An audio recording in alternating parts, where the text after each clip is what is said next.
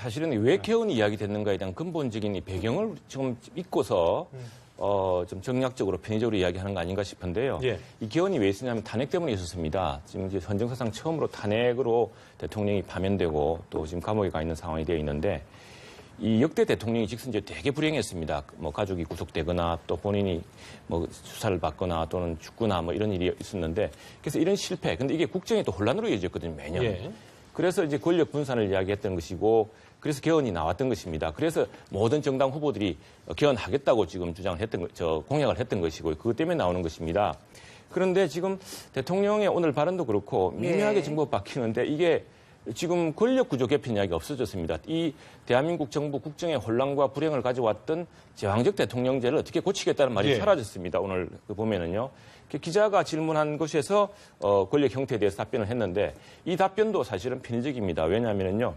한겨레 신문하고 국회의장실, 정세균 국회의장실이 공동으로 조사한 게 한 일주일 전에 나와 있습니다. 거기 보면은요. 개헌 중에 제일 중요한 부분은 권력 구조라고 이야기했고 권력 구조 중에는 뭐가 제일 선호하느냐 했을 때 혼합정부제를 43.7%, 44% 1등으로 꼽았고 두 번째 4년제 중임제를 꼽았습니다. 그러니까 이것도 사실관계가 다릅니다. 조사마다 물론 다르게 나옵니다만 왜 그리고 혼합제 정부제라는 건 뭐냐면은 대통령의 권한이 너무 압도적이니까 실제로 총리의 권한을 좀 강화하고 총리를 지명할 때 국회가 좀 권한을 주어서 뭐 총리가 대통령의 허수아비가 되는 일이 없도록 하자는 이런 게 아니거든요.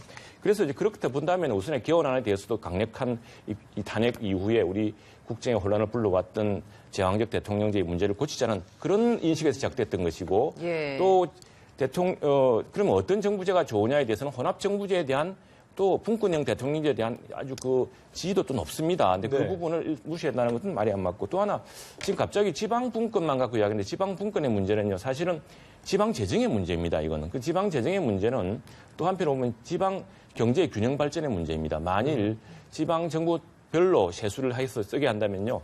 서울이나 경기도 특히 성남시 이런 데는 어마어마하게 클 겁니다. 그러나 지방 도시는 만일 그 지방에서 걷는 세수로 감당할 수가 없습니다. 지금은 중앙재정을 받아서요. 중앙재정으로 교부를 해서 그런 세수의 편차에 관계없이 나눠주도록 하는 구조거든요.